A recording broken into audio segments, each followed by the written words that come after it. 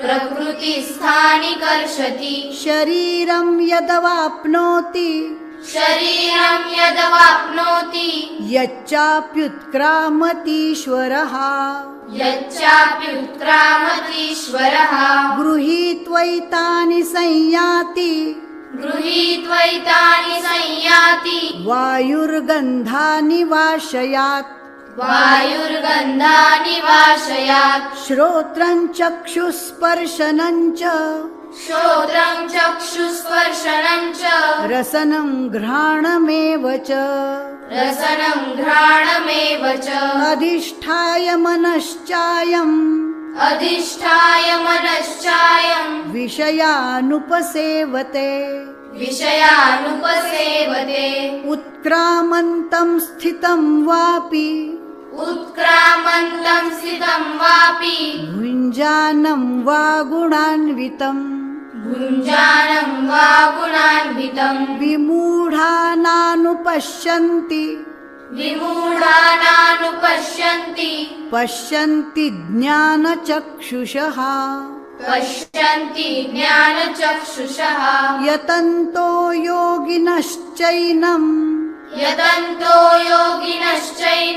पश्यन्त्यात्मन्यवस्थितम् यतन्तोऽप्यकृतात्मानो नैनं पश्यन्त्यचेतसः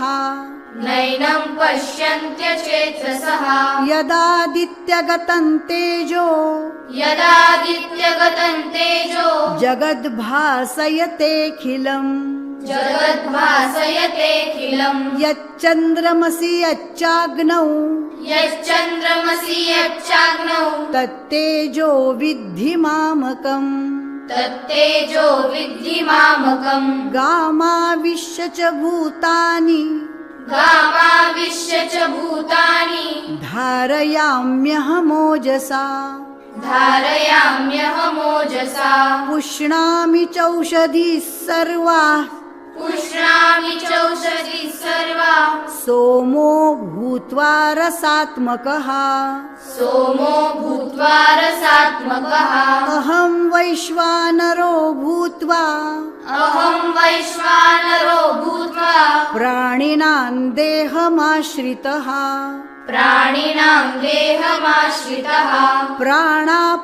प्राणापानसमायुक्तः पचाम्यन्नं चतुर्विधम् सर्वस्य चाहं हृदि सन्निविष्टो मत्तस्मृतिर्ज्ञानमपोहनं च वेदैश्च सर्वैरहमेव वेद्यो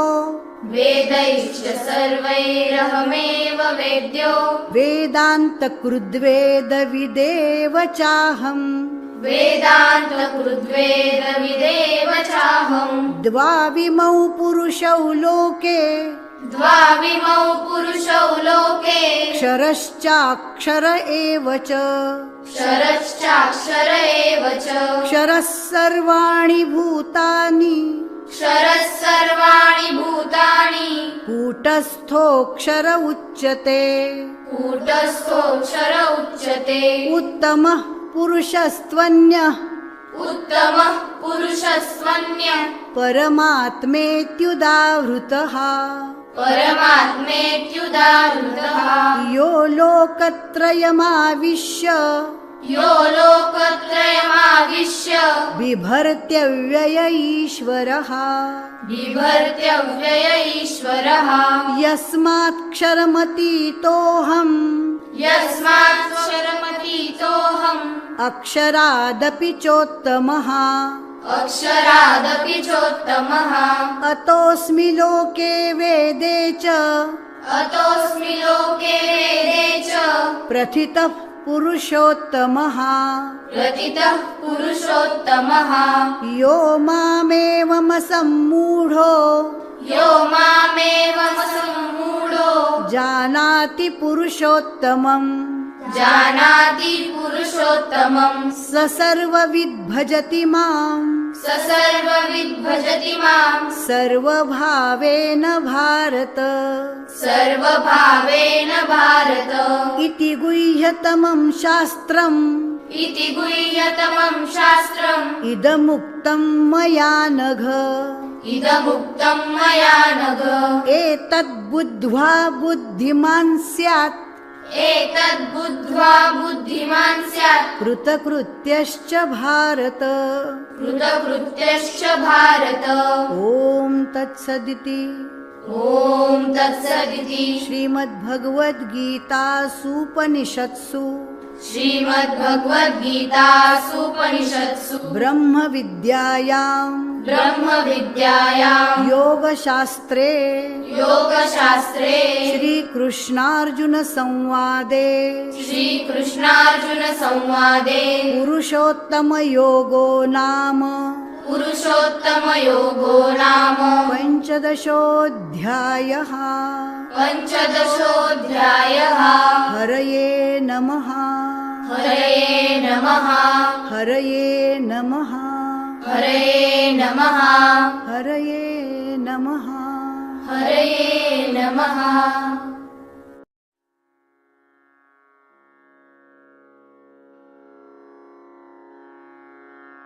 ॐ श्री परमात्मने नमः। ॐ श्री परमात्मने नमः। श्रीमद्भगवद्गीता श्रीमद्भगवद्गीता अथ द्वादशोऽध्यायः। अथ द्वादशोऽध्यायः। अर्जुन उवाच अर्जुन उवाच एवं सततयुक्ता ये एवं सततयुक्ता ये भक्तास्त्वां पर्युपासते भक्तास्त्वां पर्युपासते ये चाप्यक्षरमव्यक्तम् ये चाप्यक्षरमव्यक्तम् तेषां के योगवित्तमाः। तेषां के योगवित्तमाः। श्रीभगवानुवाच श्रीभगवानुवाच मय्यावेश्य मनो ये मां मय्यावेश्य मनो ये मां नित्ययुक्ता उपासते नित्ययुक्ता उपासते श्रद्धया परयोपेतास् श्रद्धया परयोपेतास् ते मे युक्ततमा मताः। ते मे युक्ततमा मताः। ये त्वक्षरमनिर्देश्यम् ये त्वक्षरमनिर्देश्यम् अव्यक्तं पर्युपासते अव्यक्तं पर्युपासते सर्वत्र गमचिन्त्यं च सर्वत्र गमचिन्त्यं च कूटस्थमचलं ध्रुवम् कूटस्थमचलं ध्रुवम् सन्नियम्येन्द्रियग्रामम् सन्नियम्येन्द्रियग्रामम् सर्वत्र समबुद्धयः सर्वत्र समबुद्धयः ते प्राप्नुवन्ति मामेव ते प्राप्नुवन्ति मामेव सर्वभूतहिते रताः सर्वभूतहिते रताः क्लेशोऽधिकतरस्तेषाम् क्लेशोऽधिकतरस्तेषाम् अव्यक्तासक्तचेतसाम् अव्यक्तासक्तचेतसाम् अव्यक्ता हि गतिर्दुःखम् अव्यक्ता हि गतिर्दुःखम् देहवद्भिरवाप्यते देहवद्भिरवाप्यते ये तु सर्वाणि कर्माणि ये तु सर्वाणि कर्माणि मयि सन्न्यस्य मत्पराः मयि सन्न्यस्य मत्पराः अनन्येनैव योगेन अनन्येनैव योगेन मां ध्यायन्त उपासते मां ध्यायन्त उपासते तेषामहं समुद्धर्ता तेषामहं समुद्धर्ता मृत्युसंसारसागरात् मृत्यु संसार सागरात् भवामि न चिरात् पार्थ भवामि न चिरात् पार्थ मय्यावेशितचेतसाम् मय्यावेशितचेतसाम् मय्येव मन आधत्स्व मय्येव मन आधत्स्व मयि बुद्धिं निवेशय मयि बुद्धिं निवेशय निवसिष्यसि मय्येव निवसिष्यसि मय्येव अत ऊर्ध्वन्न संशयः अत ऊर्ध्वन्न संशयः अथ चित्तं समाधातुं अथ चित्तं समाधातुं न शक्नोषि मयि स्थिरम् न शक्नोषि मयि स्थिरम् अभ्यासयोगेन ततो अभ्यासयोगेन ततो मामिच्छाप्तुं धनञ्जय मामिच्छाप्तुं धनञ्जय अभ्यासेऽप्यसमर्थोऽसि अभ्यासेऽप्यसमर्थोऽसि मत्कर्म परमो भव मत्कर्म परमो भव मदर्थमपि कर्माणि मदर्थमपि कर्माणि कुर्वन् सिद्धिमवाप्स्यसि कुर्वन् सिद्धिमवाप्स्यसि अथैतदप्यशक्तोऽसि अथैतदप्यशक्तोऽसि कर्तुं मद्योगमाश्रितः कर्तुं मद्योगमाश्रितः सर्वकर्मफलत्यागन् सर्वकर्मफलत्यागन् ततः कुरु यतात्मवान् ततः कुरु यतात्मवान् श्रेयो हि ज्ञानमभ्यासाच् श्रेयो हि ज्ञानमभ्यासाच् ज्ञानात् ध्यानं विशिष्यते ज्ञानात् ध्यानं विशिष्यते ध्यानात् कर्मफलत्यागस् ध्यानात् कर्मफलत्यागस् त्यागात् शान्तिरनन्तरम् त्यागात् शान्तिरनन्तरम् अद्वेष्टा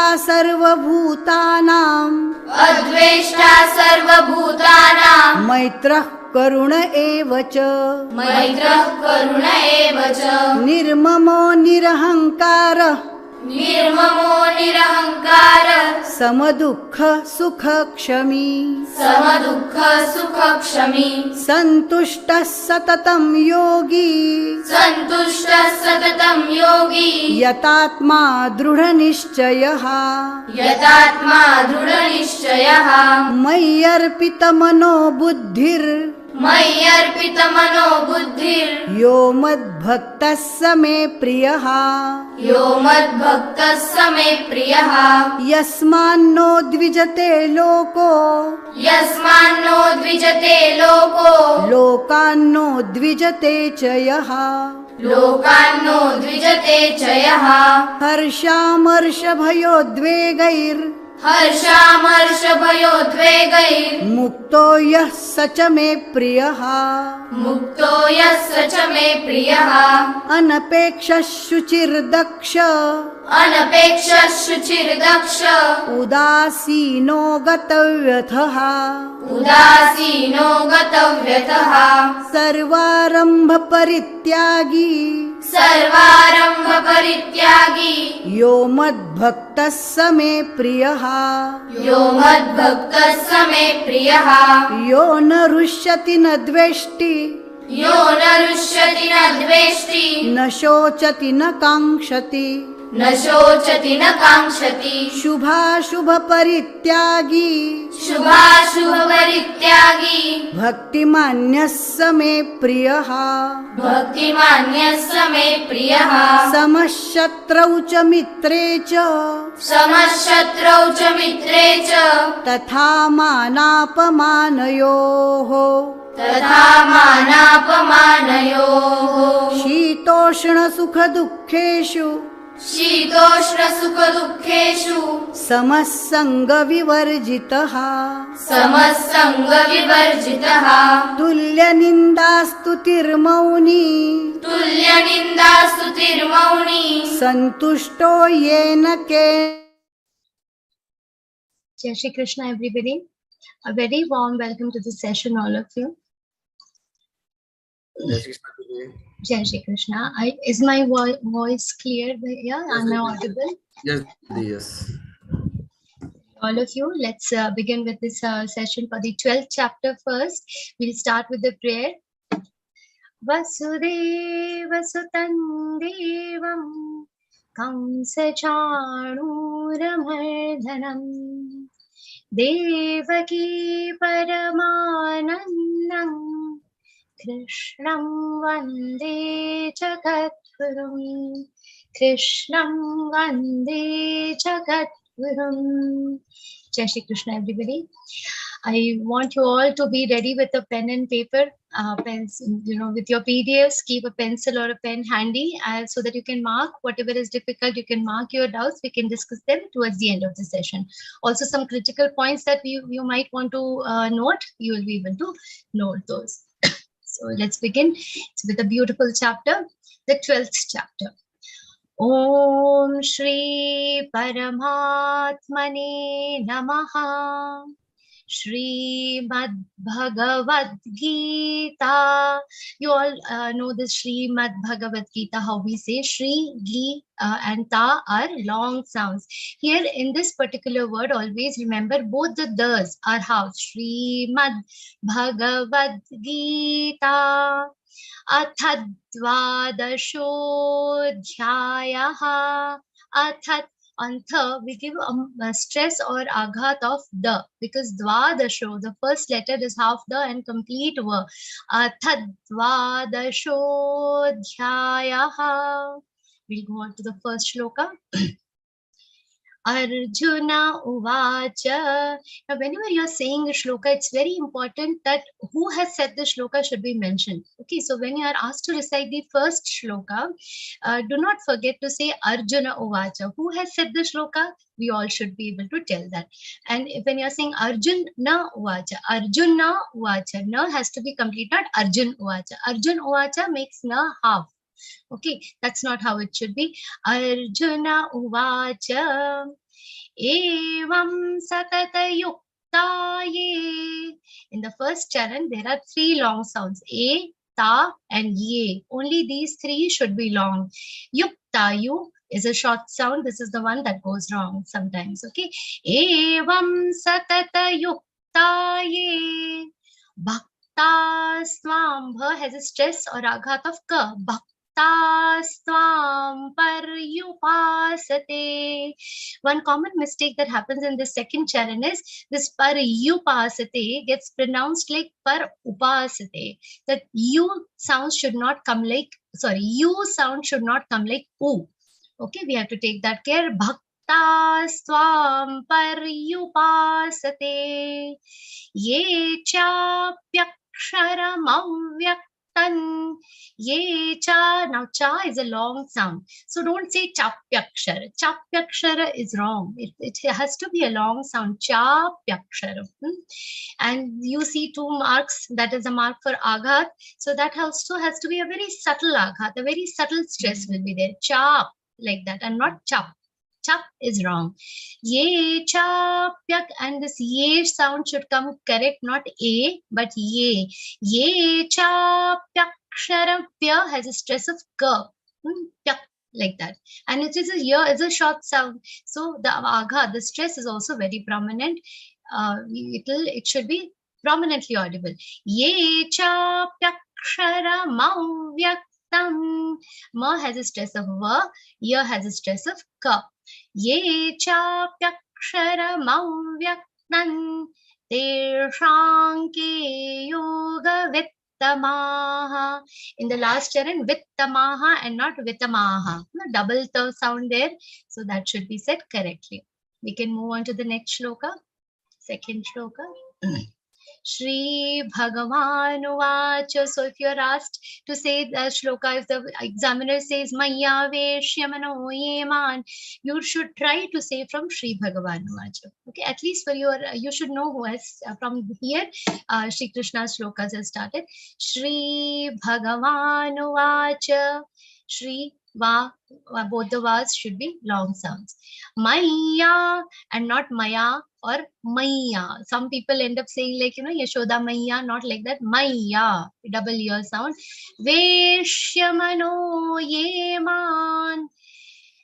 Nitya Yukta upasate, nitya yukta upasate, Shraddhaya, Shra has a stress of the. Okay, Shraddhaya parayopetas.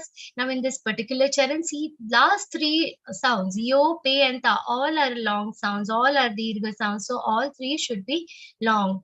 Shraddhaya parayopetas, te me yuktatamamataha.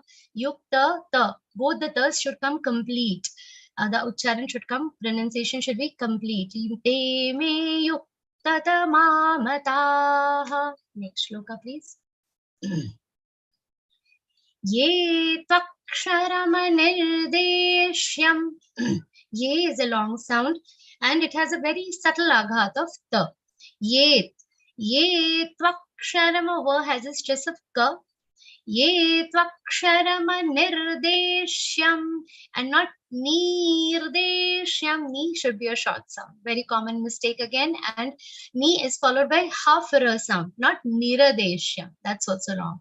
Nirdeshyam avyaktam. A has a stress of va. Ya has a stress of ka. Avyaktam paryupasate. Upasate and not upasate, as I told you earlier. Sarvatra gama chintyaincha. Gama chintyaincha. Now after chi, gama should be complete. After chi, there is a half na followed by half ta and full ya.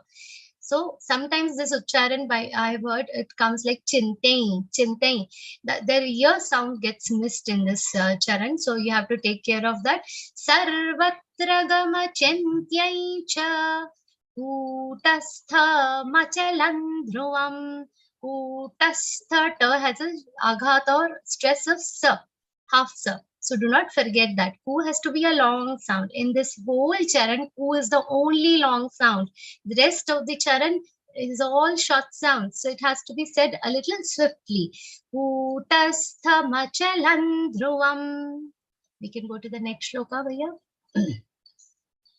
Sanniyam yendriyagramam. Sanni, double na sound and it is a short sound. Sanni. Ya has a stress of ma. Sanniyam yendriya. Now here see, ya has a stress of ma. And then half ma is joined with ye and not a. The one mistake that happens is that ye sound comes like a for some people. So you have to watch your uchcharan for that. Sanniyam yendriyagramam sarvatra samabuddhayaha. Now see the second charan. The whole charan doesn't have any long sounds. Okay, so this bu tends to get long. You can mark it that there is no long sound in this charan. None of the sounds should get long or dirgha. Sanniyam yendriyagramam sarvatra samabuddhayaha. Don't forget the stress on bu. Then your bu sound will not get long also. Te prapnuvanti mameva. Te is a long sound and has a subtle aghat of pa. Pa is half in prapnuvanti, pa is half and ra is complete. Pra. It's a long sound. Pra. Again after pra, half pa with full na. Prapnu. Nu sound is short. Te prapnuvanti. Va has a stress of na. Vanti. Te prapnuvanti mameva. Ma and me both are long sounds. Give them some time and say it. Sarva bhuta hite rataha. In this, no stress, no aghats in the last charan. Only bhu, te and ta should be long sounds. Sarva bhuta hite rataha. You can go to the next shloka. Klesho, the first letter itself starts with a Sanyuktakshar. Combined consonants are there. Ka is half, le is full. And both the sounds, kle, sho. Now, sho, after sho, you will see a avagra, S-like symbol. So, what does that mean? This sho has to be dragged furthermore. Kle, sho, dhikataraste, sham. In this charan, whatever time you take to say di, double time should be taken to say clay and double the time should be taken to say show. Okay, so you have to give that much duration should be spent on each letter when you're saying the shlokas according to the Dirgha, Rasva and the Avagra. Kleshodhikatarastesham, dhikatarastesham, from starting from the till ra, all sounds are short sounds, and te is a long sound. So dhikataras, that you have to say swiftly. Kleshodhikatarastesham, avyakta, has a stress of va, avyakta sakta chetasam. Last ma is a half sound and not chetasama. Do not drag that last ma. Avyakta higatir dukkhan, avyakta higatir dukkhan. In this charan only ta is a long sound. Okay, so he should be short, gatis, ti should be short, dukkhas, those should be short. These are probable error points in this particular charan, so you have to be watchful. Avyakta higatir dukkhan, dukkha should be said with a speed breaker. Like there is a visarga after du, dukkhan. Sukha is said normally, dukkha always with a little speed breaker. Avyakta higatir dukkhan, dehavadbhiravapyate, dehava. This much is easy. On verb we give a subtle stress of the, vad. And then the is half, the is complete, the has a e matra, small e, short e sound. Dehavadbhiravapyate. Here one common mistake that happens is this ra comes half. Vadbhirvapyate is wrong. Vadbhiravapyate, ra sound should be complete, va has to be long and has a subtle aghat of pa. Dehavadbhiravapyate. Next shloka please. Ye tu sarvani karmani. Now this particular charan, it is ending with a short sound, karmani. So what happens when we are singing the shlokas, we end up saying, we end up dragging these last notes like karmani. That's wrong. We should not make the short sounds long. That changes the meanings also most of the time. So ye tu sarvani karmani. Cut the ni sound short there. Mayi and not mai, mayi, ya. Ya has a short e sound. Mai sanyasya matparaha. Mai sanyasya, sir, is followed by two ner sounds, two half ner sounds and a complete ya sound. So sanyasya and not sanasya. Sanasya is wrong. Sanyasya. Mai sanyasya matparaha. Mo has stress of the. Matparaha. Ananyenaiva yogena. Again, see, this charan is also ending with a short sound. Na is a short sound. It is not a long sound. So you should not drag na. Yogena. That's wrong. Ananyena has a stress of na, and ye and nai both are long sounds. So do proper justice to their pronunciation. Ananyenaiva yogena. Man dhyayanta upasate. Man dhyayanta, you has an aghat. Upasate. Next shloka please. Teshamaham samuddharta. Now here see the sh sound. It should not come like sh, shalgam sh. It should not be like shalgam sh. It is sh, shatkom. So it is a sharper sound. Tesham and not tesham. Tesham doesn't sound correct. So practice. This doesn't happen in a day. Whenever you see the shatkom sh, try to say it accordingly. Teshamaham samuddharta. Mu has a stress of the. Samuddharta. Mrityu. Mrityu samsara sagarat. Mrityu, Mru has a stress. Now this ma has a Rishi's Ru matra. That's not a combined letter. It doesn't have two consonants. It is one consonant and one vowel. Ma is the consonant, Rishi's Ru is the vowel there. Mrityu. Mrityu samsara dot or the anuswar on sir that you say that you're seeing, it will be pronounced like a nasal ver consonant, samsara and not sansar. In Hindi and our other languages we end up saying sansar or samsar, but in Sanskrit it will be pronounced like a nasal ver consonant, samsar.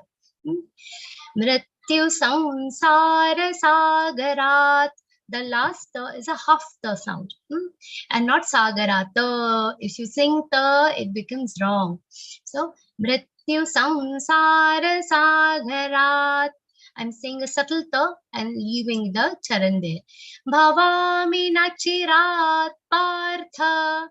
Bhavami means a short sound. Chi is a short sound. Ra is a long sound and has a subtle aghat of ta. Rat partha. Bhavami nachirat partha. Maya ma. After that, double ear sounds. Maya veshita chetasam. Last ma has to be said half, not sama. You have to take care of that. We can go to the next shloka. Mayyeva mana adhatsva. Mayyeva, double ear sound, and not mayeva. Sometimes this mistake happens for many people. Mayeva, that charan, that pronunciation you have to check for yourselves. Mayyeva mana adhatsva. Now here only ye and are long sounds. So in the end, there is va, which is a short sound. So do not drag the va again.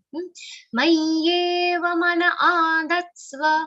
Mayi buddhin. Bu has a short sound, a short aghat of the. Buddhin niveshaya. Nivasishyasi. Now C is a short sound. Ni is also a short sound followed by complete va, and C is a short sound and it has a stress or aghat of षट्कोणश. Sishyasi and not sishyasi. Sishyasi and not sishyasi. I hope the difference you all are getting. Sishyasi and sishyasi.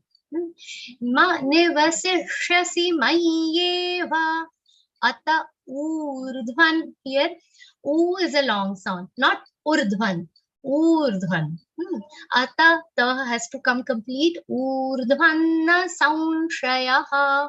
Urdhvan. U is followed by half ra, half dha, and complete va. And the anuswar is pronounced like half na. Ata urdhvanna soundshrayaha.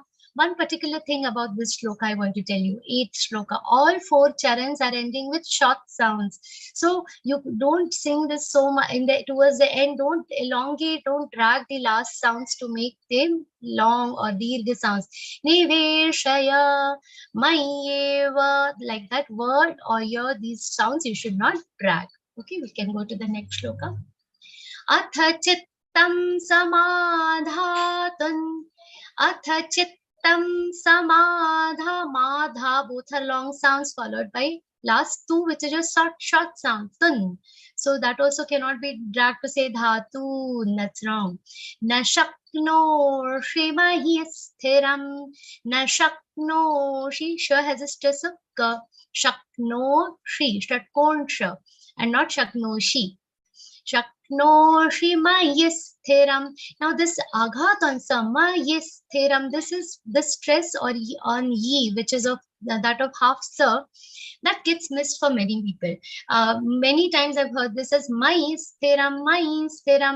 So they do not try to give that aghat or stress on ye, then your ye sound will not become longer. So maisthiram, last ma is half ma. Atha chittam samadhatan na shaknoshi mayi sthiram. Abhyasa yogena tato. Tato is a long sound, you can drag it. Mamicchaptandananjaya. Mamit, me has a stress of cha. Mamicchaptandananjaya. Next shloka, please. Abhyasepya samarthosi. Abhyase, say is a long sound followed by avagra, so you have to make it very long. Abhyasepya samarthosi, ending with a short sound, so see, cut it short. Mat karma paramo bhava. Mat karma, ma is followed by half the full ka, so ma will have a aghata stress of ta. Mat karma paramo bhava. Va is a complete sound. Va should be said complete.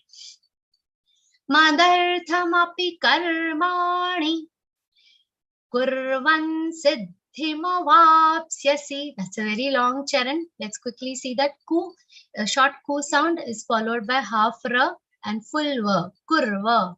Then va is followed by half na, and sa has a e matra, short e sound. Now that short e sound, C, will have a stress of the. The and then half the and full the sound. Kurvan siddhi mavapsyasi. Mavapsyasi. Va is a long sound followed by half pa, then half sa, and full ya sound. Vapsyasi. C is a short sound. Again, for this shloka also, you all can see all charans are ending with short sounds. So do not drag them to make them long. Last charan I will read for you once. Kurvan siddhimavapsyasi. We can go to the next shloka here. If anybody has any doubts, please note them to discuss it at the end. Athaitadapya shaktosi. Athai is a long sound. Tadapya, the has a stress of pa and followed by ya. Tadapya shaktosi. कर्तुं मद्योगमाश्रितः. कर्तुं मद्यो. Now here ma has a stress of the. Ma is followed by half the and full ya sound, which has a o matra. Madyog. Kartam madyogamashritah. Complete the ma sound and then give a subtle aghat of sha. Mashritah. Sarva karma falatyagan. Latyagan. La has a stress of the, half the sound. Tatak kuru yatatmavan. Whenever this visarga is followed by ka varga letters, the visarga is ucharan. When it is followed by ka, a sound should come like ka. To get that sound, sometimes people find it difficult and they end up saying tatak kuru. That you don't have to say ka there. Just breathe out prominently. Tatak prashwas, we call it giving prashwas or breathe out there. Tatak and say ku. When you try to say ku, that ka ucharan, the pronunciation of ka is going to come on its own. Tatak kuru yatatmavan. Kuru, both are short sounds. Kuru yatatmavan. Half na sound in the end. Next shloka. We can go to next shloka, Bhaiya. Shreyo hidnyanam abhyasaj. Shreyo hid. He is a short sound. This is a very common mistake that happens. Many people tend to drag this he and make it a long sound. So you have to take care of that. Hidnyana. Now the stress on he can be hidnyana, or hijnyana, because nya letter is pronounced like jnana, jnana or jnana, depending on which region you all are coming from. So all three versions are acceptable in exams. Just try to maintain some consistency in the shlokas. Shreyo hidnyanam abhyasaj. Sorry. Excuse me for that. Shreyo hidnyanam abhyasaj. Jnana dhyanam vishishyate. Jnana, nya and na, both are long sounds. That na, after na, it is followed by half the and complete ya sound. Jnana dhyanam vishishyate. She is a short sound and has a stress of shatpurn sha. Now see, this is a tricky situation where both types of sha are coming together. Vishishyate. So try to have a distinction in their pronunciation. Vishishyate and not vishishyate. Shishyate, both shas are sounding same. Vishishyate. Shreyo hidnyanam abhyasaj. Jnana dhyanam vishishyate. Dhyanat karma falatyagas. Dhyanat, complete the na sound and then give a subtle aghat of the followed by ka, complete ka. Dhyanat karma falatyagas. Tyaga chantiranantaram. Tyaga, ga is a long sound and has a subtle aghat of cha. Complete the ga long sound and then give a subtle aghat of cha. Then cha has a subtle aghat of na. Chantiranantaram. Ra has to come complete. Ranantaram, like that. We can go to the next shloka, Bhaiya. Adveshta. See, the first letter itself starts with the aghat, so it has that stress. Don't forget to give that stress. Adveshta, dveshta. Dve is a long sound and has a subtle aghat of shatkonsha. Adveshta sarvabhutanam. Many long sounds in this particular charan. Dveshta, sarva, dveshta and Bhutanam. Bhu last, all three are long sounds. Bhuta and na. Maitrak karuna evacha. Maitrak. Mai is a long sound, has a subtle agha, so the. Maitrak. Again, you have to breathe out on for that visarga. The kha ucharan will come on its own. Maitrak karuna evacha. Nirmamo nirahankaras. Both ni sounds are short sounds here. Nirmamo nirahankaras. Ha has a stress of nga. Hankaras. Samadukha sukha kshami. Here you see dukkha, tu has, like we say with a speed breaker, like you have to give visarga after du, and kha after kha there is a visarga. For both visargas, for both the visarga, you have to just breathe out and the ucharan, the pronunciation is going to come correct. Samadukha sukha kshami. Kshami means a long sound. You can go to the next shloka. Santushtas satatam yogi. Santushtas, tu has a stress of shatkorsha. Santushtas. Santushtas satatam. Both the should be complete, not satatam. That the should not be half. Satatam yogi. Yatatma dridha nishchayaha. Let's see this last word. Dra. The has a rishi's rumatra. How we say in drishya, like that. Drish, dridha. Dridha nishchayaha. Ni has a aghat or stress of sha. Shalgam sha. And then cha is complete there. Dridha nishchayaha. Yatatma dridha nishchayaha. Mayarpita mano buddhir. One common mistake that happens in this particular charan is Mayarpit mano buddhir. What happened in pit mano? If I say pit mano buddhir, the third sound becomes half. It should be a complete sound. Mayarpita mano buddhir. And here only no is a long sound in this charan. What happens? Another common mistake in this charan, that it's a very important one. P tends to become long. Dhi tends to become long. These 2-3 things you have to be careful with. Mayarpita mano buddhir. The visarga sound here, visarga is pronounced like half ra in this particular case. So do not drag that to make it a dirgha sound or a complete ra. It's half ra, buddhir, and not buddhira. That's wrong. Mayarpita mano buddhir yo mad bhaktasame priyaha. Yo mad, ma is followed by half the and full bha. Bha is followed by half ka and full ta. Yo mat bhaktas. Yo mat bhaktas same priyaha. Next shloka, bhaiya. Yasmano. Now here one thing you should always remember, the na is double na sound and not yasmano. Yasmano is wrong. Yasmano, manno. Like how we say anna, double na sound. Here it is manno. Ma is long sound and no is also a long sound. Yasmano dvijate loko. Lokano.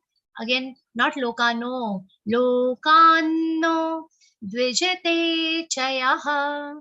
Harsha marsha bhayo dvegair. Harsha and not harsha. Harsha, this name is also a common name, harsha. We say harsha, it's not harsha, it's harsha. Shatkoncha. Harsha marsha bhayo dvegair. Again, the visarga is pronounced like ra and it should not be a complete ra sound. Vayo, yo is a long sound, complete long sound, then give a subtle aghat of the and then say ve, dve, gair, mukto, yas, sacha me priyaha. Mukto, only to and me sounds are long. Mukto yasacha me priyaha. Next shloka bhaiya. Anapekshashuchirdaksha. Anapekshash. See, this is a little tricky one. Pe has an aghat of ka. Ksha is followed by a visarga whose pronunciation will be like sha. Anapekshashuchirdaksha. Udasino gatavyathah. Gatavyathah. Both sounds ending, both the charans are ending with short sounds, so try to keep them short. Sarvarambha parityagi. Here the charan is ending with two long sounds, so you can make them long. Ensure that re in parityagi remains short. Yo mad bhaktasame priyaha. This charan is very common, so we can go to the next shloka. Yo na rashyati. Now after na, the letter that you see r is ha, a complete ha with a rishi's ru matra. There is no ra in it. The vyanjan ra or the consonant ra is absent in this particular word. It is ha which has a rishi's ru matra, like the word hriday. In that also ha has a rishi's ru matra and not half ra. So rishyati, shatkonsha and not rishyati, rishyati. T is a short sound followed by na, and that has a subtle that has a aghat of the. It's followed by half the and full va, which is a long sound. Veshti. Yo na rashyati na dveshti. Na shochati na kankshati. Na shochati na kankshati. Ka is followed by nga, half ka, and full sh sound. Both the charans again are ending with short sounds, so don't make them long. Dveshti, kankshati, that's wrong. Shubha shubha parityagi. Bhaktimanyasame priyaha. Bhaktimanyasame priyaha. We can go to the next shloka. Samashatrau cha mitre cha. This is an easy charan. Tatha manapamanayoho. In this only the ta sound, pa sound and na sounds are short. Rest everything is a long sound in this charan. So make that long and say it. Shitoshna. The charan is starting with two long sounds. So Shitoshna sukha dukkheshu. The charan is ending with a short shu sound. So keep that short. Samasanga vivarjitaha. Samasanga vivarjitaha. Next shloka. Tulyanandastutirmauni. Tulyatu is followed by half la and full ya. Then ni is followed by half na. Tulyanandastu. Da is a long sound followed by a half sa. And complete the with a us matra. Tulyanandastutirmauni. Santushto. So has a stress of na, and half na is followed by complete the as a short u sound, not santushto. Santushto.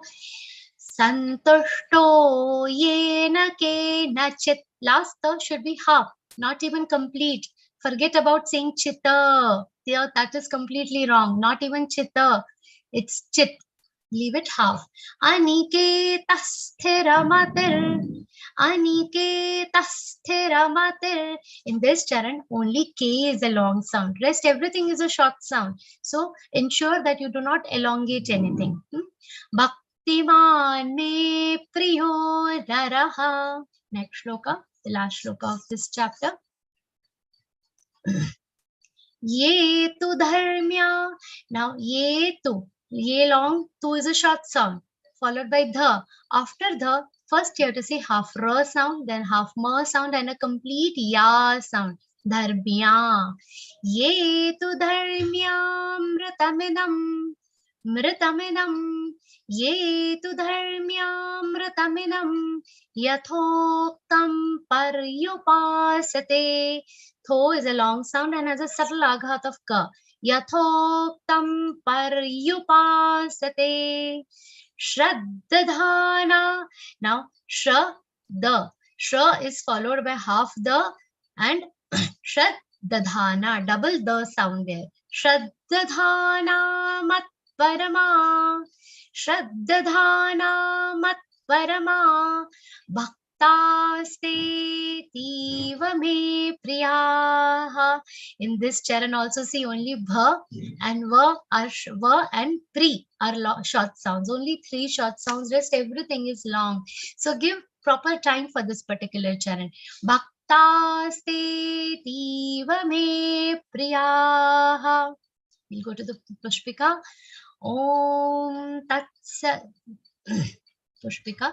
Om Tatsaditish. The and T both have a subtle aghats.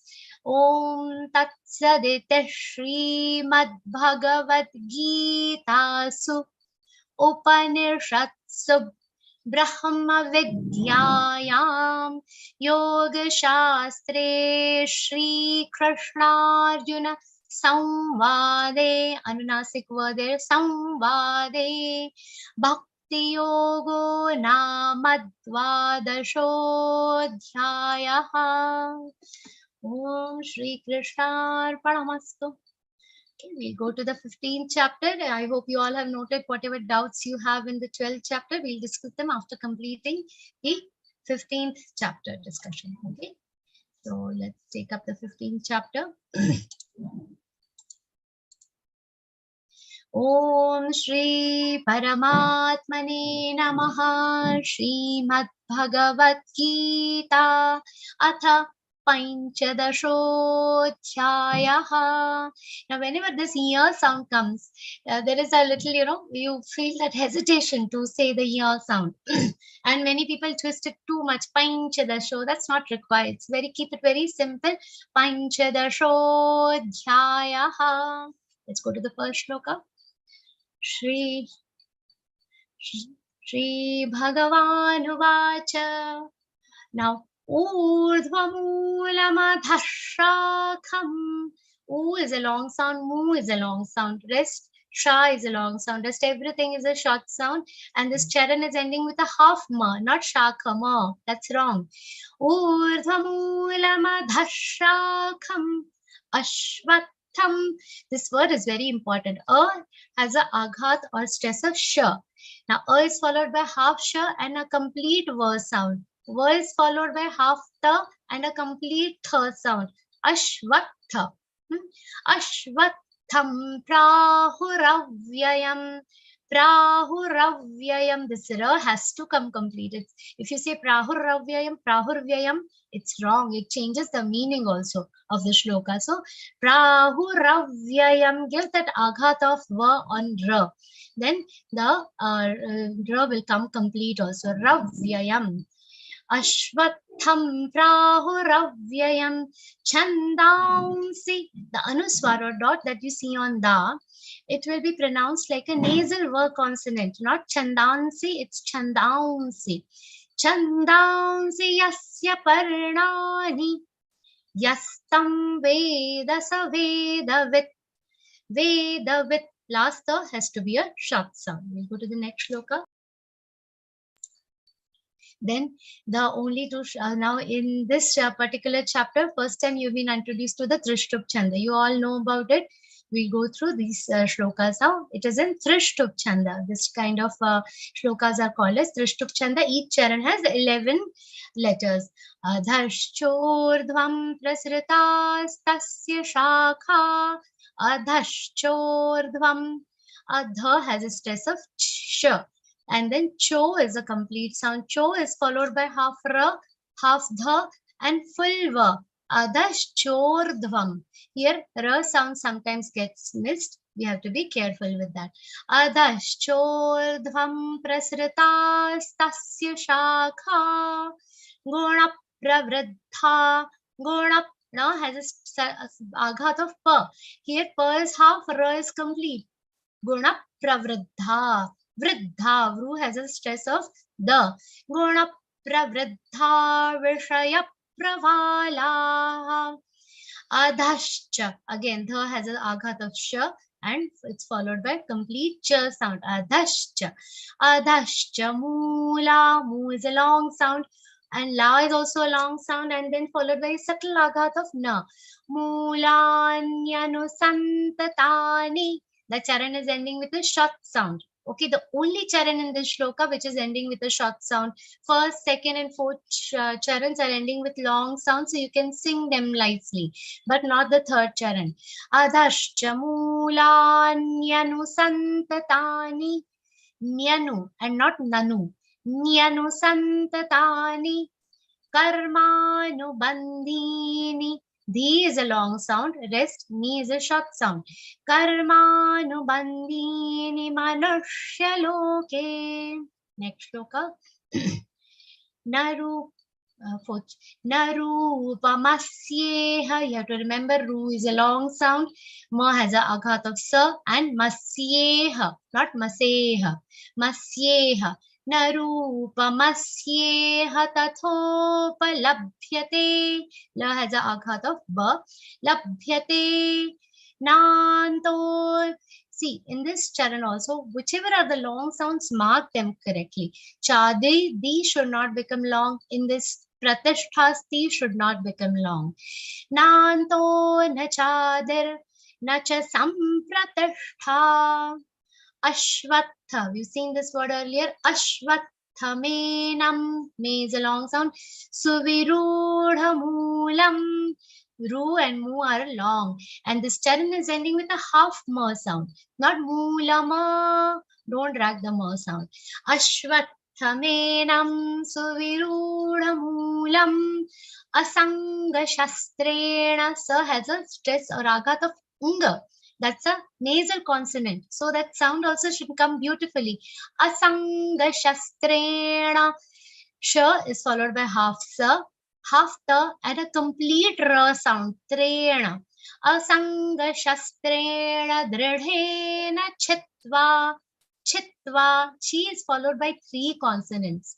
Half ta, followed with half ta again, and a complete va sound. Chitva. Asanga shastrena dridhena chitva. Next shloka. Tatah padan. The visarga after ta is pronounced like pa. Pa. Padan, because it's followed by pa. Pa belongs to pa varga. Pa fa. The second letter we say tatah padan tat parimargitavyam. Here see in the whole charan, only ma is a long sound. Ri and gi should not become long. Vyam, the last ma should not all be dragged. Only ma will be long. Tatah padan tat parimargitavyam. Yasmin, ya has a stress of sa. Yasmin gatana nivartanti bhuyaha. Nivartanti va is followed by half ra and a complete ta. Nivartanti bhuyaha. Keep the bhu long. Tameva chadyam. Cha is followed by half the and a complete here. Chadyam. Tameva chadyam purusham prapadye. Pa has a aghat. The last letter pa has a stress of the. Padye. Tameva chadyam purusham prapadye. In purusham here, ru is a short sound. Yatah pravrittih prasrita purani. The last charan also. Note, pravritti's ti is a short sound. Prasrita, pura and ni will be long. Rest everything is short. We have to say the short sounds little swiftly, starting from ya till sru. Yatah pravrittih prasrita purani. Next shloka. Nirmana moha. Now this looks like a very easy word, nirmana moha.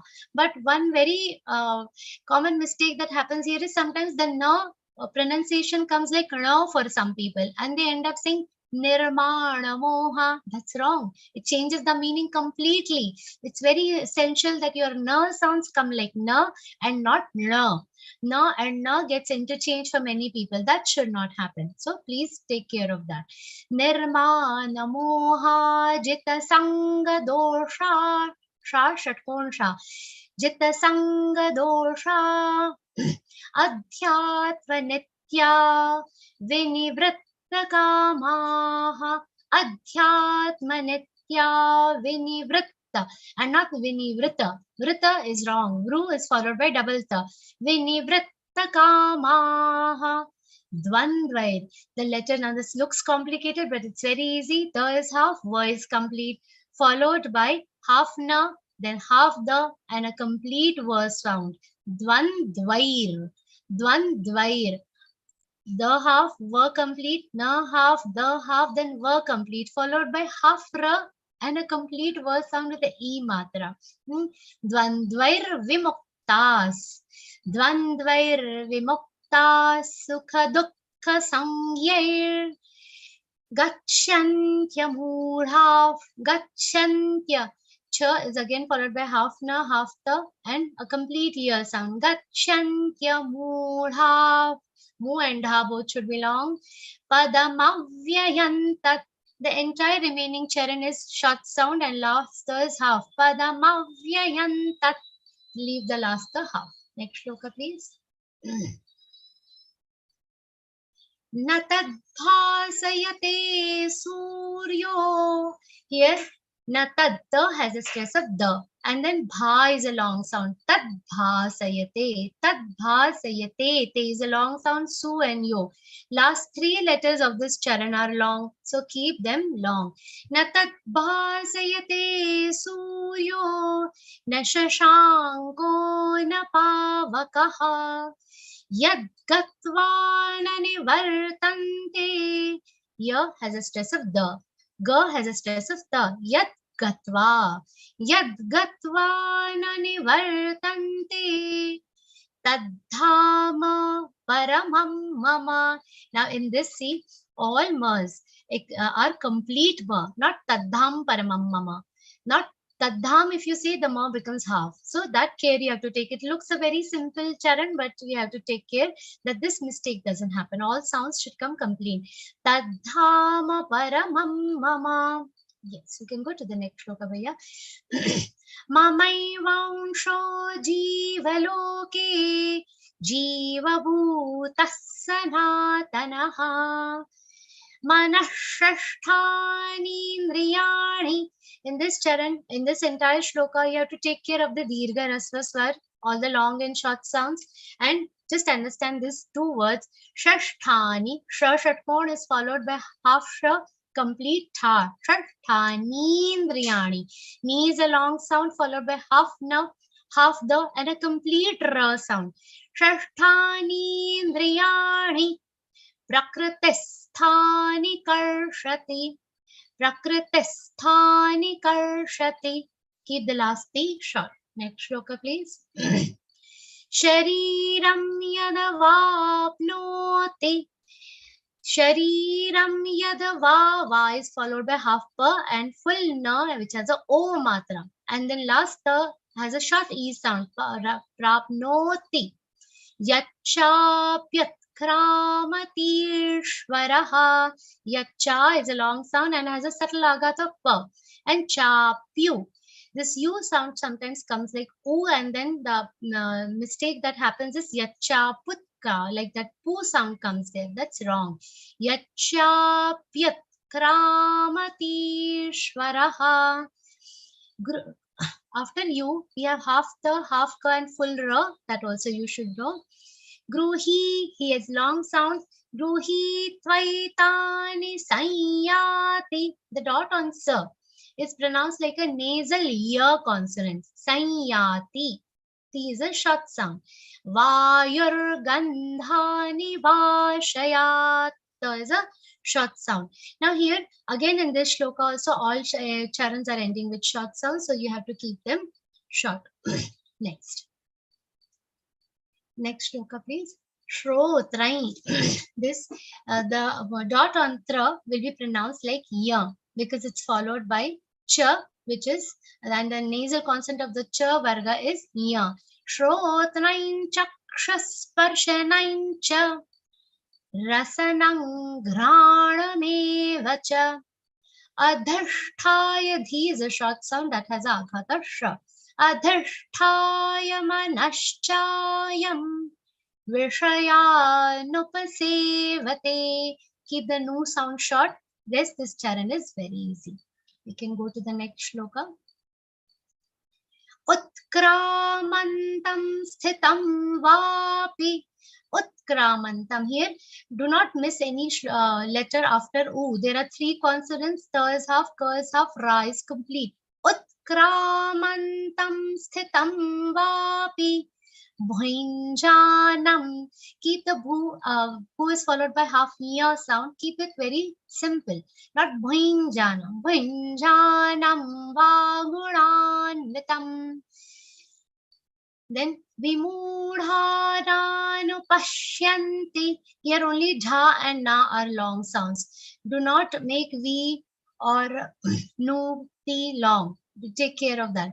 Pashyanti jnana chakshushaha. We've already discussed how we give the stress of jna. Pashyanti jnana chakshushaha. Sha shatkon sha. Next. Yatanto yoginaschainam. Yatanto yoginashna has a stress of sha. Naschainam. Cha is a long sound. Cha is a ai matra. It's a long sound. Then this is a very important charan, the second one. Pashyantyatmanyavasthitam. Now pa is followed by half sha, complete ya. Pashya followed by half na, half ta and a complete ya sound. Pashyantya. Pashyantya and not pashyanta. That one mistake happens sometimes. Pashyantyatmanya. Manya. Ma has a stress of na and it has a ya sound along with it. Pashyantyaatmanyavasthitam and not mannavasthitam. Many times this pronunciation comes like navasthitam for some people. We should avoid that. Pashyantyaatmanyavasthitam. Ma is half. Yatanto pyakritatmano. To is a long sound, very long sound followed by half pa and full ya. Topya. That you have to remember. Yatanto pyakritatmano nainam pashyantya. Just like in the second charan, here also pashyantya. Pashyantya chetasaha. Next shloka. Yadadatyagatan tejo. Very easy this one. Jagad. Ga has a subtle aghat of the. Jagad bhasayate khelam. You just have to be careful with the long and short sounds here. Yacha. Now, not yacha, yacha. Double cha sound is after ya. Ya is followed by double cha. Yachandramasi, yachandramasi, yachagdam. Both places, the cha sound is coming twice. Yachandramasi, yachagdam.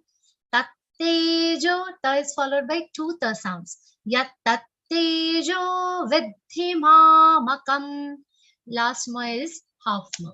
Next shloka, please. Gama veshya cha bhutani. Very easy charan. Just ensure that you don't say bhutani and don't drag it. Dharayamyahamojasa.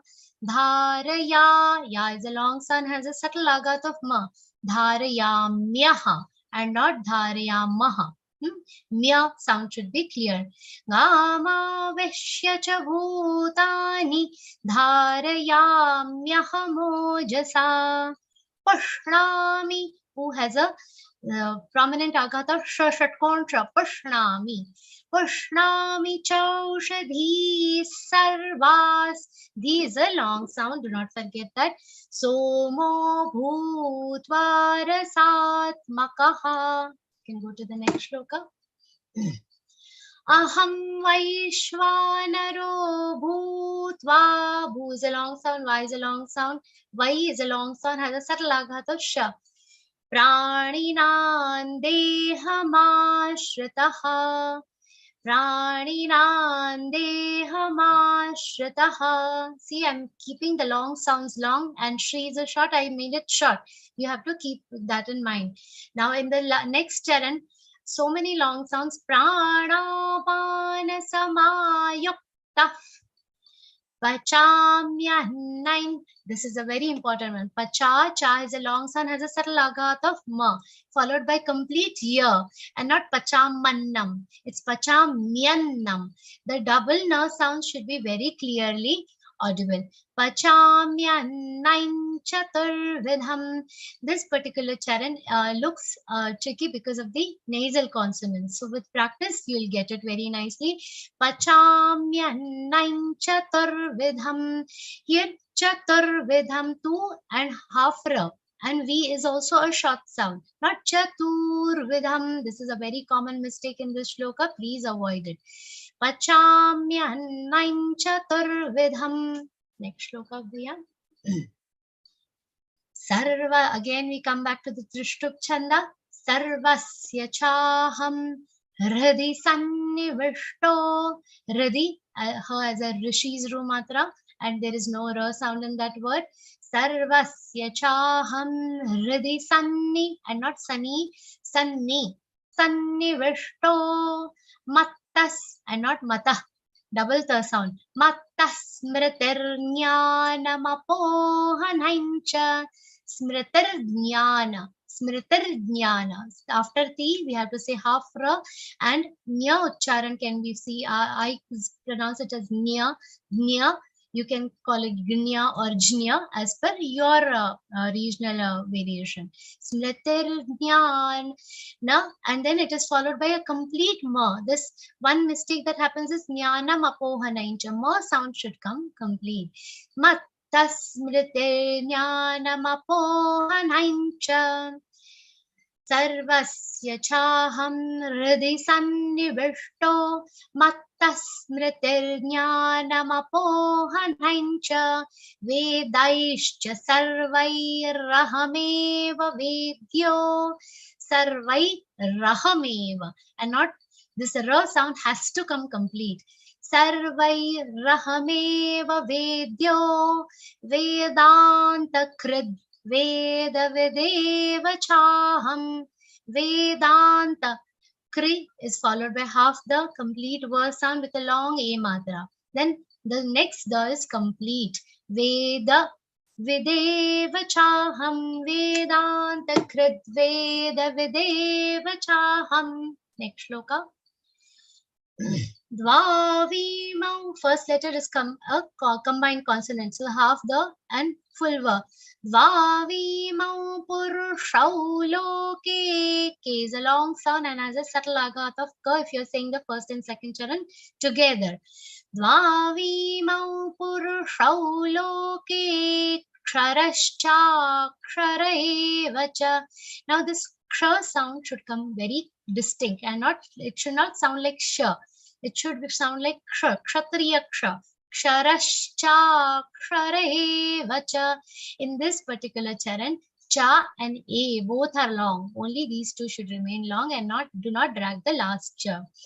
Ksharasar dvavimau purushau loke. Ksharascha ksharevacha.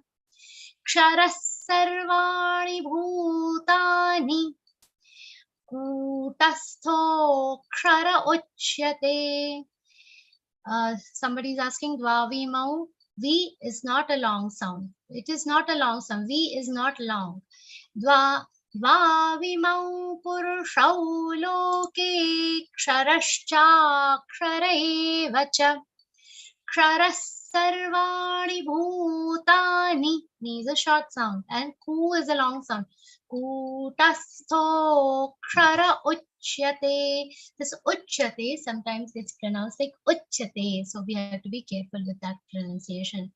Next shloka. Uttama.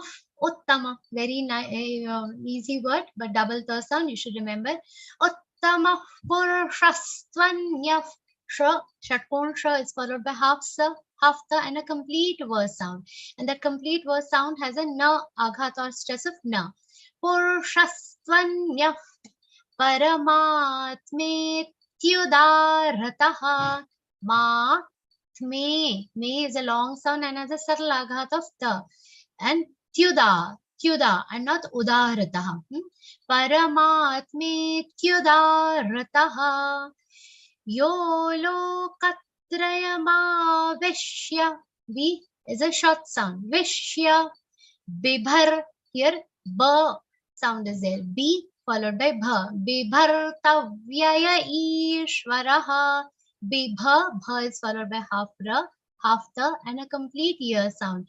Bibhartavyaya. Ya is complete. The ya after vyaya.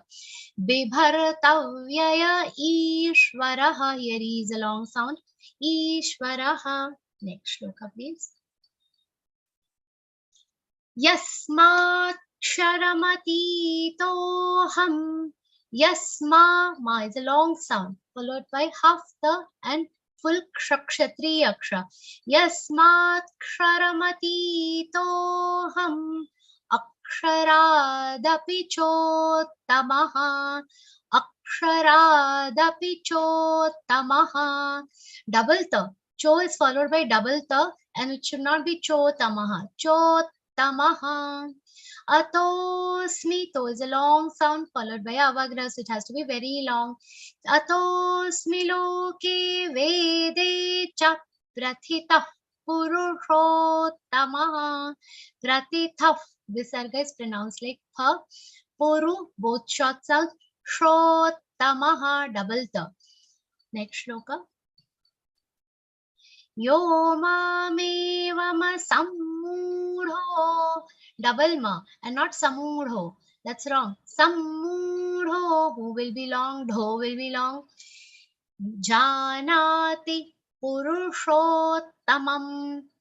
Janati purusho. Is a long sound and followed by double ta.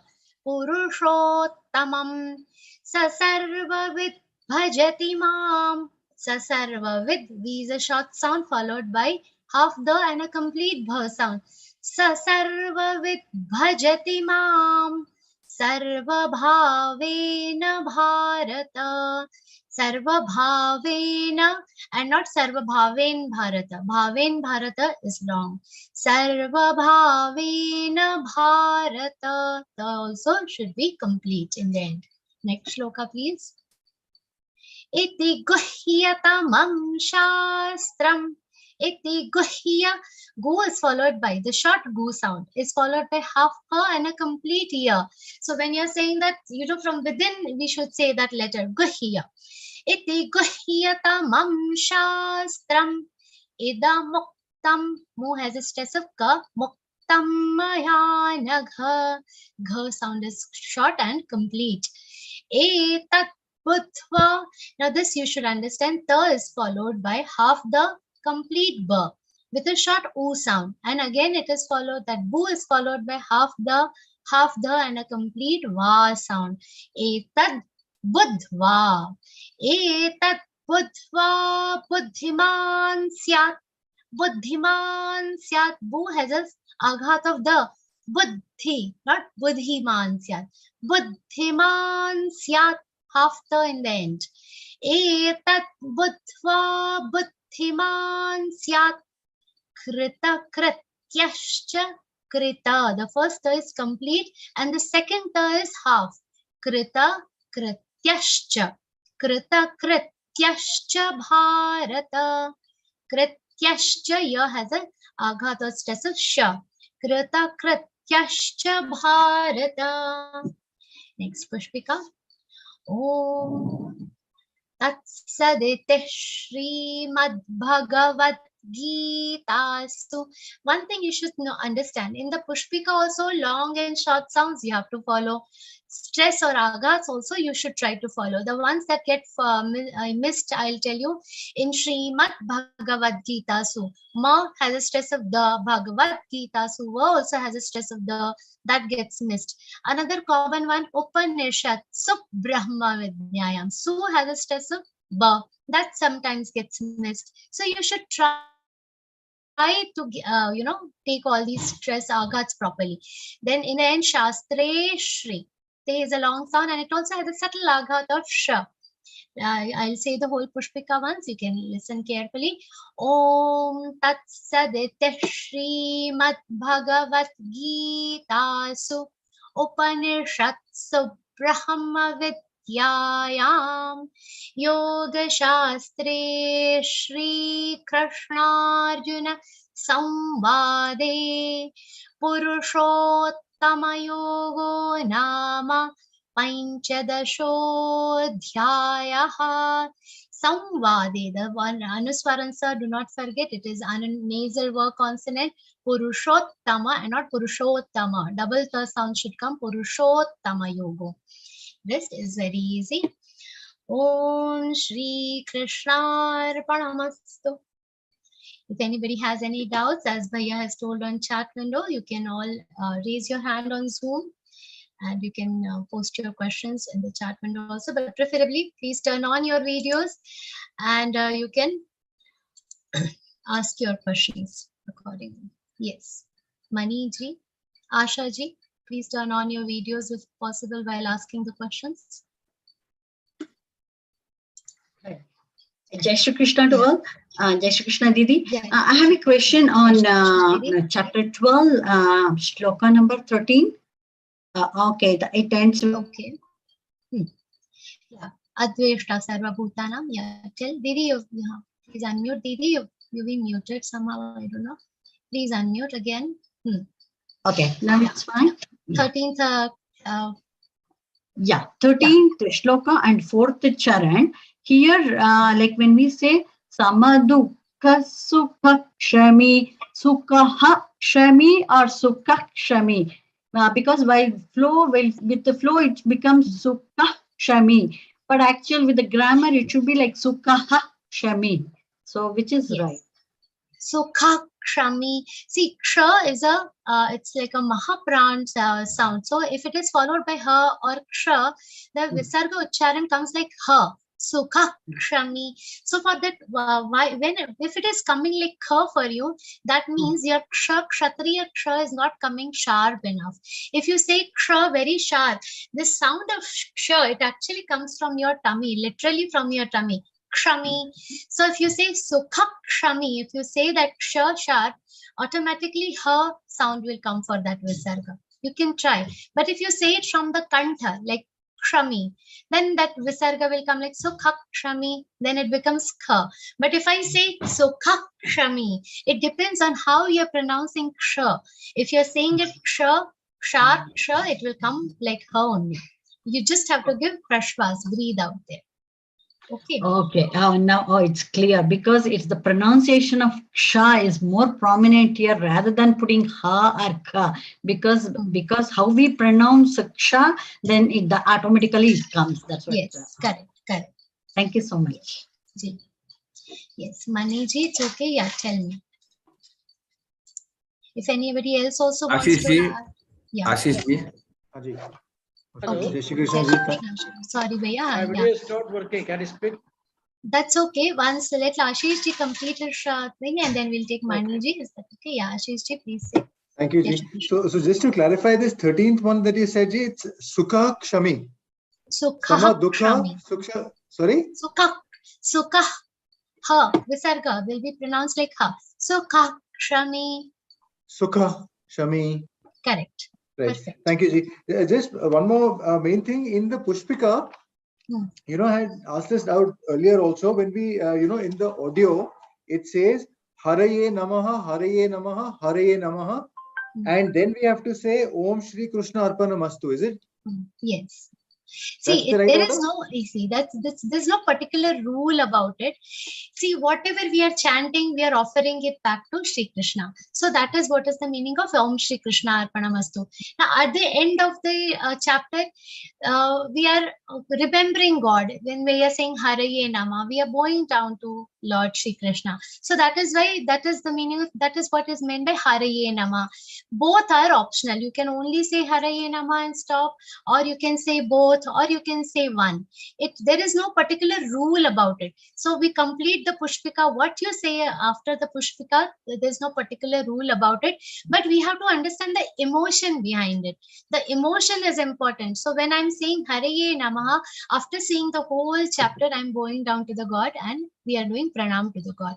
And when I'm saying Shri Krishna Arpanamastu, whatever we have discussed so far, whatever chanting we are done, whatever karma we have done by this, we are offering it back to the God. These are the two different things, but there is no rule as to after Pushpika what we say. It is your choice. So both are an offering to God, that, thank you that I've been able to recite the shloka. Yes. Both are effectively the same meaning, and you can do both.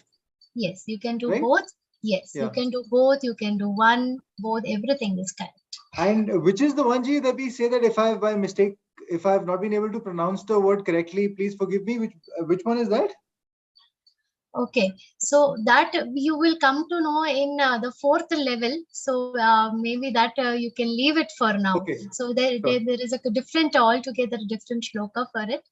Okay, thank you, Ji. Just one more last question for today. I wanted to ask you, I've been okay with the chapter 12 and chapter 15. I've tried to remember the first charan. I just made a mnemonic sort of a thing that I could remember that. Now, what is the best way to remember the whole shloka? If there's a way, it's quite difficult. I've actually made my own syllables and everything, so it gets jumbled up in the mind at times. This is the most common problem with memorizing. So you remember first charan of the some shloka, second charan of second shloka. So what we have to also focus on is when you are saying the shloka, don't so when you're saying it charan wise, in between that connecting words you should know. So if we are, for instance, taking like this, we were discussing Adveshta Sarvabhutana Maitrag.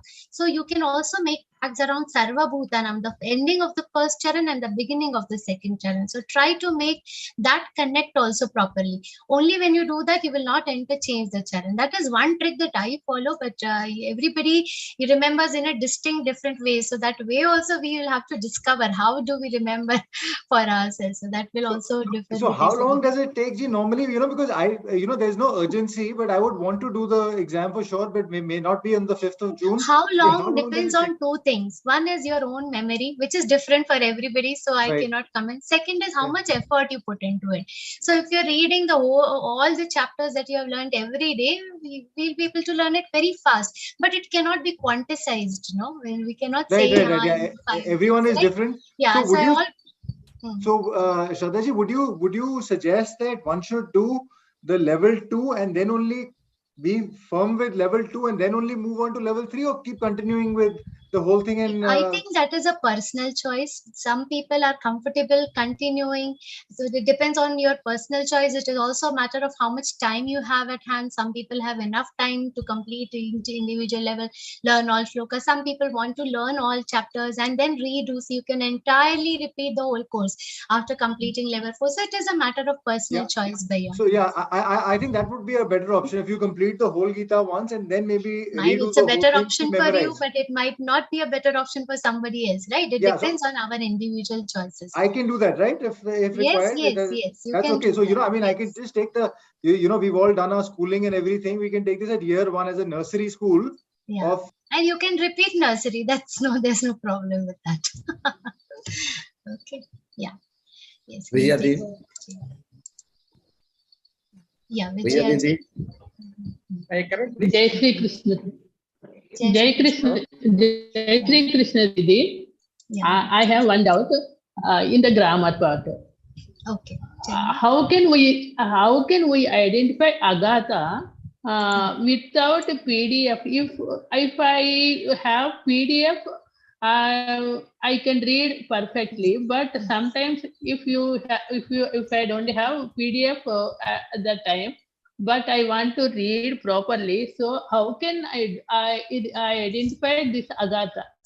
Nowadays, after learning Gītā, starting Gītā, now I am starting reading this Bhagavatam.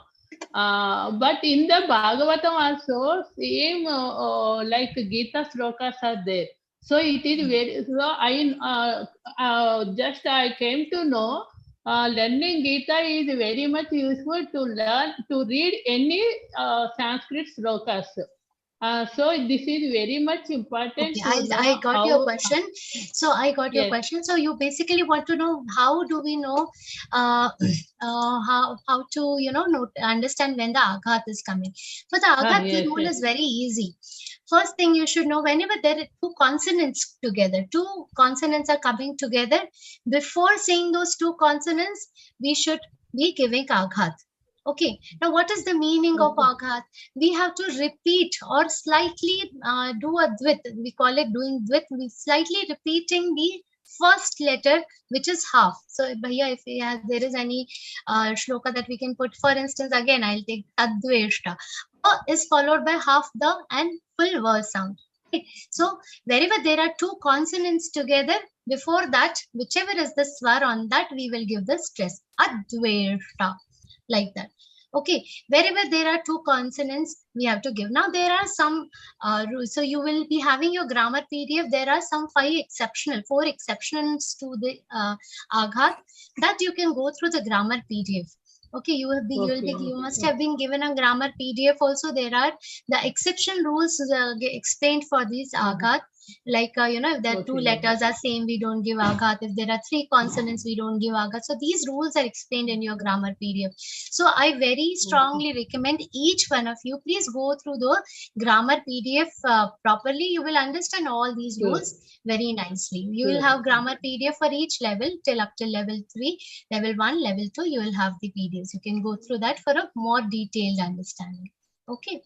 Oh, Didi, this grammar part is different, level 1, level 2 and level 3. It's not different. Obviously, it is the same. In level 2, you get a little more detailed view about it. Okay, I understood. Okay, Thank you very much. You explained very much. Thank you, Didi. Most welcome. Yes, next, Mani ji, I'll just I'll take his question. His video is not working. He's messaged. You have to unmute, Noniji. Please unmute yourself. Yeah. Hello, am I audible? Yes, you're audible, Bhaiya. Please tell. Chapter 15, sloka 17. Can you repeat the second charan? 15th chapter, you're saying? Chapter 15, sloka 17. Okay, 17th Uttama Purushastvanya. Which charan you want me to tell you? Second one, Paramatme Uttakritaha. You recite once. Let me see how you are reciting it. I am holding it this one. Yeah, try once. PDF. Let me see. Paramatme Uttakritaha. Correct. You're saying it correctly. I'll tell you once. Paramatme Tyudarataha.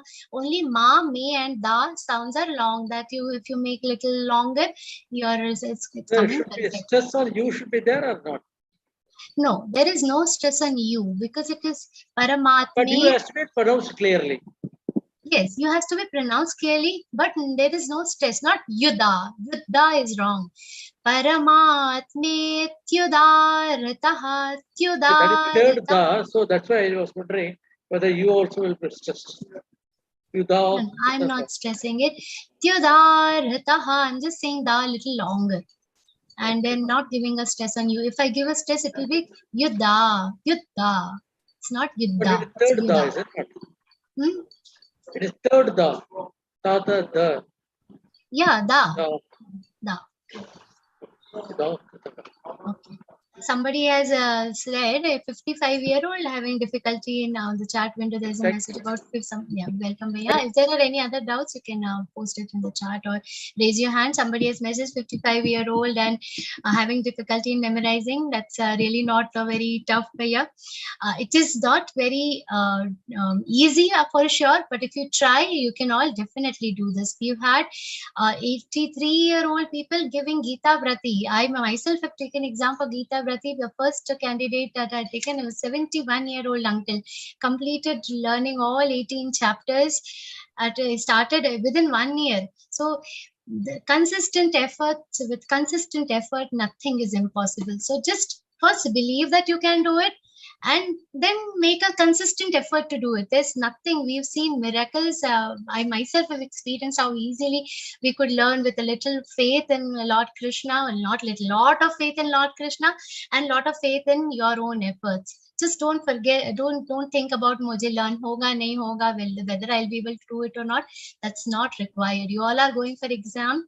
Prepare with lot of confidence. You all will be able to learn it. So Bhaiya has shared the mark sheet. We'll quickly go through the mark sheet. It's very easy. So first, when your exam starts, the first thing that is asked to you is the name of the chapter. Now, the name of the chapter is not Dvadashodhyaya or Panchadashodhyaya or Daivasuram Sampad Vibhaga. The name is Daivasura Sampad Vibhaga, Bhakti Yoga, or the one that we did, Purushottama Yoga. These are the names. Now you can say Purushottama Yogo Nama, that's also fine. Little variation around that is fine, but the name and not the roll number, not the number of the chapter. After that, you will be asked the first shloka of the chapter. So like in 12th chapter, Arjuna Vacha Evam Satata Yukta, you have to chant the entire shloka. First shloka has 2 marks. Then the entire chapter is approximately divided into 3 parts: the beginning of the chapter, the middle part of the chapter, and the ending of the chapter. Then the examiner will ask you 1 shloka from the initial part of the chapter. You have to, the examiner will say the first charan of the chapter, shloka. You have to complete that entire shloka. So for instance, if the examiner asks me adhashchordvam prasritastasya shakha, we will say that complete shloka, adhashchordvam till manushya and then we'll go to the next shloka, the third one. Narupamasi. So you have to say that particular shloka and the next shloka. So when you are asked 1 charan, you have to say both the shlokas. Then similar thing will happen from somewhere in the middle of the chapter. So if we are discussing the 12th, or now we are taken up the 15th. So in the middle, say I ask Gama Vishya Bhutani. So you have to say Gama Vishya Bhutani, complete 13th shloka, and then the 14th Aham Vaishvanaro also. Okay, so anything, and then from the ending 2 shlokas will be asked. 1 charan will be said, and it's similar that way. All shlokas will be asked to you. And in this, if you are not thorough with the shloka, the marks, this 8 marks that you see, 8 ank is written over there. 8 marks are for the memorizing, how you memorize the shloka. If there are any anuswar, visarga, and other mistakes, then those points will be deducted. In that, at the bottom you will say anuswar visarga ki shuddhata. That 5 marks are reserved for that.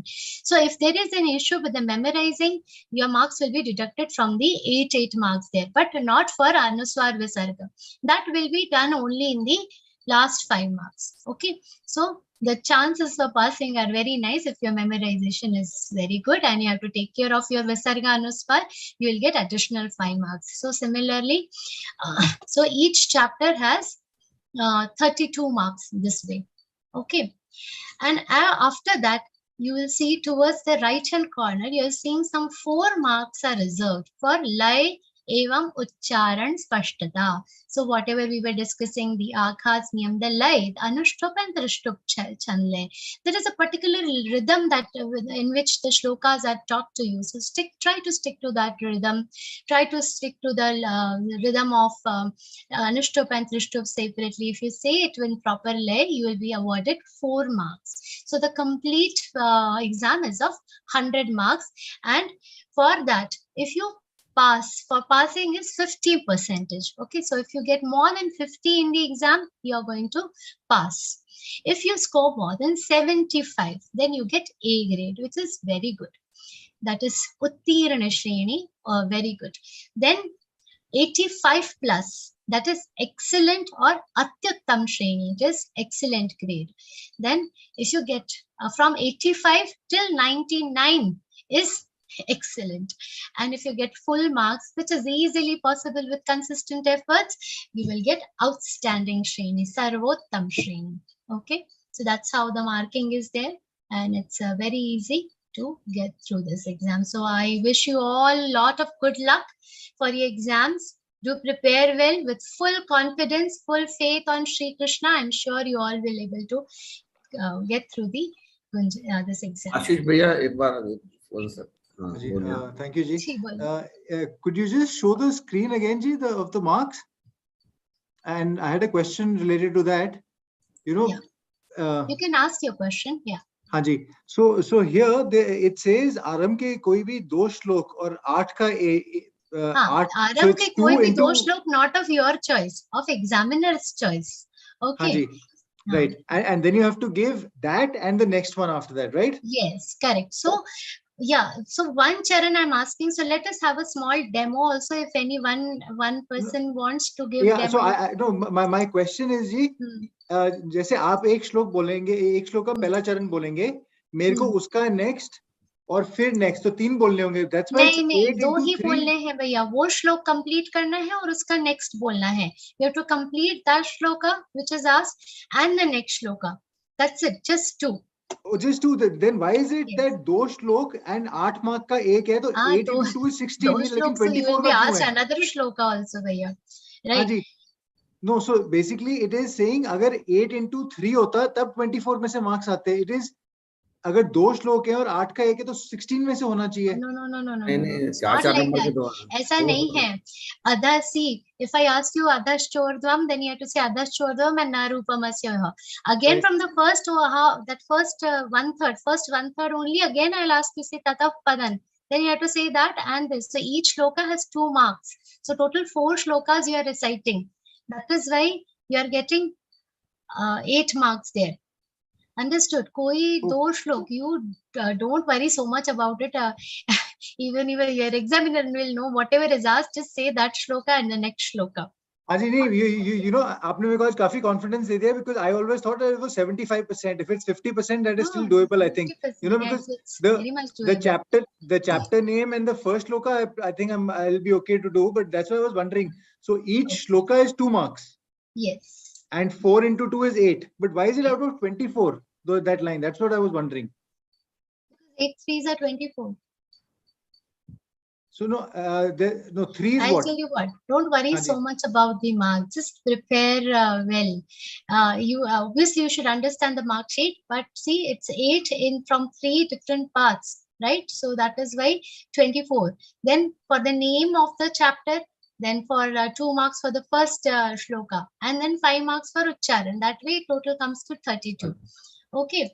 So it's very easy. Try with full confidence, all of you. I think we can go for the Prarthana now if nobody has any further doubts.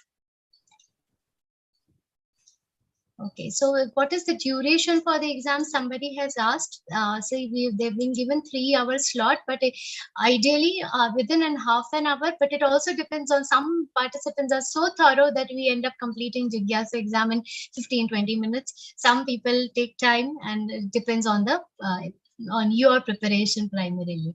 Okay, so all the best, all of you. We can have the Prarthana here.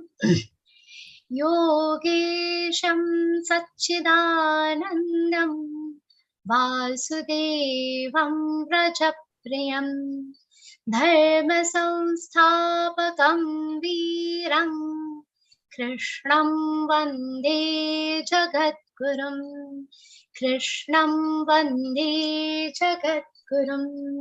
Jai Shri Krishna, all of you. A very good luck to all of you. Jai Shri Krishna.